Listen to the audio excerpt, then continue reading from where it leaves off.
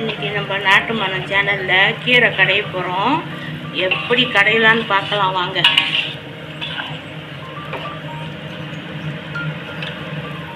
இது வந்து பருப்பு போடலங்க. இது வந்து பருப்பு போடாமல் எண்ணெய் கீரையாக கடைய போகிறேன் இன்றைக்கி. இது பாருங்க நெத்திரியே. இது வந்து ரெண்டாக பிரிச்சுக்கணும். இப்போ நான் கொஞ்சம் சேர்க்க போகிறேன். போட்டு கரைச்சா நல்லாயிருக்கும். அப்போ தாளிக்கும் போது கொஞ்சம் போட்டுக்குவேன்.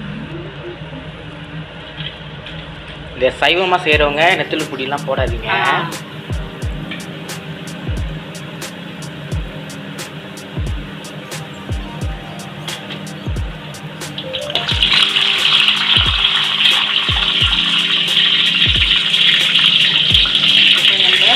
பூண்டு போட்டுக்கலாம்.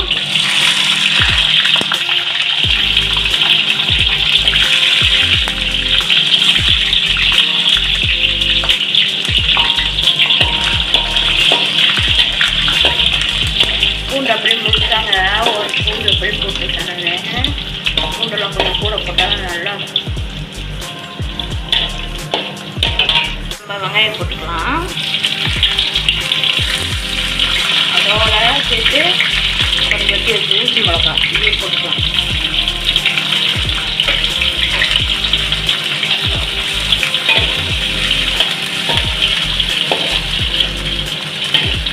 நல்லா வதக்கிக்கணும். வதக்கிட்டு அப்புறம் நம்ம கீரையை போட்டு நல்லா வதக்கணும்.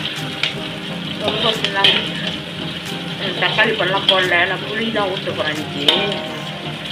புளிச்சிக்கிறேன்ல சார். இந்த ஜாமான் தான் போடணும். நல்லா வதக்கிடுங்க. அதெல்லாம் நல்லா வதங்கிடுச்சு.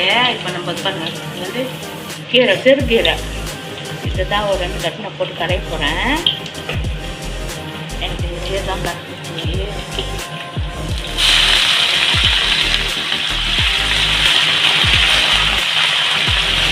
இப்போ பார்க்க தான் இவ்வளோ இருக்கே. ஆமாம், வதக்கிட்டா கொஞ்சமாக ஆயிரும்.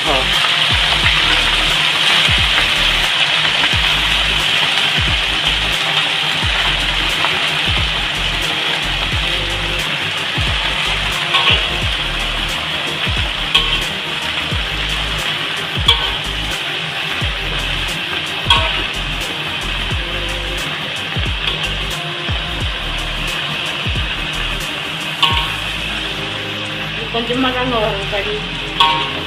கீரை வதக்கிட்டா கொஞ்சமாக ஆயிரும். நல்லா இருக்கும்.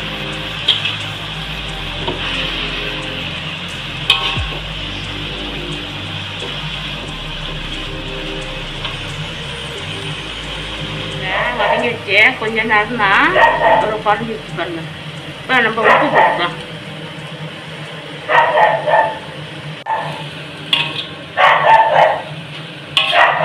வீட்டு பின்னாடி பப்பி குலைச்சிக்கிட்டு இருக்கு.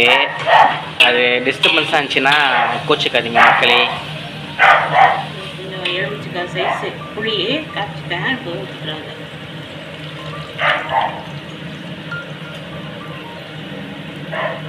எவ்வளோ கீரை போட்டோம். இப்போ பாருங்கள் அந்த சட்டிக்கு எவ்வளோ குறைவாக இருக்குன்னு. எத்தனை கட்டுமா வாங்கினீங்க? 4 கட்டு. 4 கட்டு கீரை. சின்ன சின்ன கட்டு 4 கட்டு கீரை.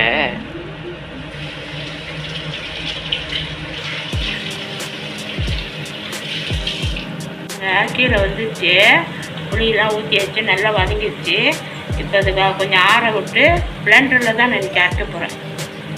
இன்னைக்கு மட்டும் இல்லை, எப்பவும் பிளெண்டரில் தான் அரைப்போம். அரைச்சிட்டு அப்புறம் நான் அப்புறம் காட்டுவோம். தாளிச்சிட்டு அப்புறம் காட்டுறேன். ஓகே சரிங்க. அரைச்சிட்டு வரலாமா? அரைச்சிட்டோம், ஆற வச்சு. இப்போ இதை நம்ம தாளிக்கணும். தாளிச்சிக்கலாம். சட்டி காஞ்சிடுச்சுங்க. இப்போ நம்ம எண்ணெய் ஊற்றிக்கலாம் தாளிக்கிறதுக்கு.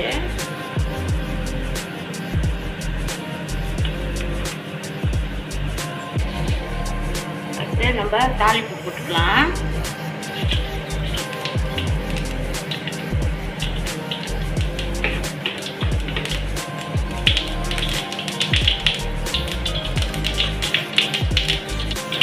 அடுத்து நம்ம கொஞ்சம் வச்சு வெள்ளத்தை இப்படி போட்டுக்கலாம். அதுக்கப்புறம் பாருங்கள் வெங்காயம், அப்புறம் காஞ்ச மிளகா. மிளகா.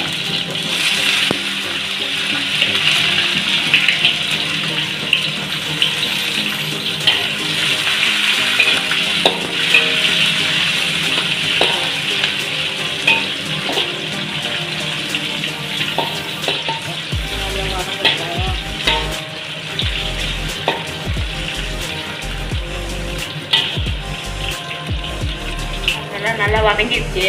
இப்போ நம்ம இந்த கீரையை ஊற்றிக்கலாம். பயங்கர சத்தமாக இருக்கு.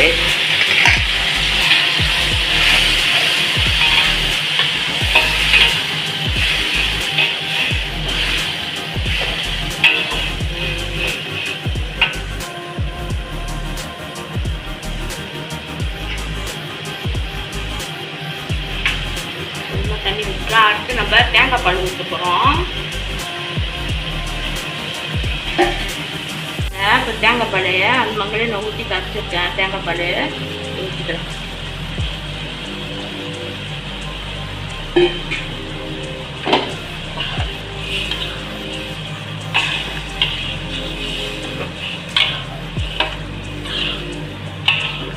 அவ்வளோதாங்க இன்னைக்கு கீரை கடையல்.